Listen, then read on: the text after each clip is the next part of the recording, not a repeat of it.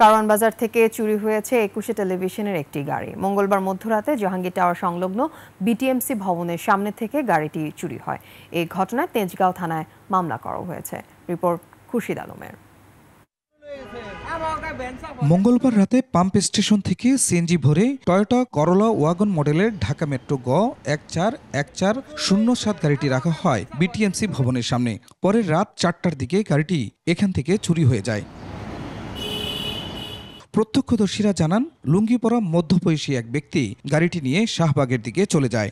এখান থেকে আমি গেছি পাম্পে গ্যাস ভরতে, ওখান থেকে আমাদের আনোয়ার ভাই বললো যে স্যার একটু তাড়াতাড়ি আসেন, আমাদের 1407 এদিকে চুরি হয়ে গেছে। আমরা অনেকজনে কাজ করতেছি একসাথে, পরে ওই যে ওইখান থেকে প্রাইভেট কারটা চলে যাবো, তার জন্য গাড়ি চাপাইতাম না, গাড়ি চাপাই দিছে, নিয়ে গেছে, চলে গেছে। ওনার কাছে একটা চাবি দেখছি, চাবি দেখানোর পরে এই জায়গায় গাড়িটা ছিল, গাড়িটা বেটা টান দিল দিয়ে ওই সাইডে মনে করেন যে পুলিশের গাড়ি মোড়ে থাকে না, এই মোড় পর্যন্ত গেল। আমি তো মনে করছি যে অফিসের ভিতরে যাইব, পরে ওই মোড়ে যখন গেছে, মোড়ের থেকে শাহবাগ দিকে গাড়িটা মনে করেন যে পুরো মতো টান দিছে। সকালে চুরির বিষয়ে তেজগাঁও থানায় মামলা করা হয়। পুলিশ জানায়, সিসিটিভি ফুটেজ পর্যবেক্ষণ করে দ্রুত ব্যবস্থা নেওয়া হবে। কোনো সহায় না পায়া এখন থানায় আসলাম, থানায় এসে একটা মামলা করে তারপরে যাচ্ছি।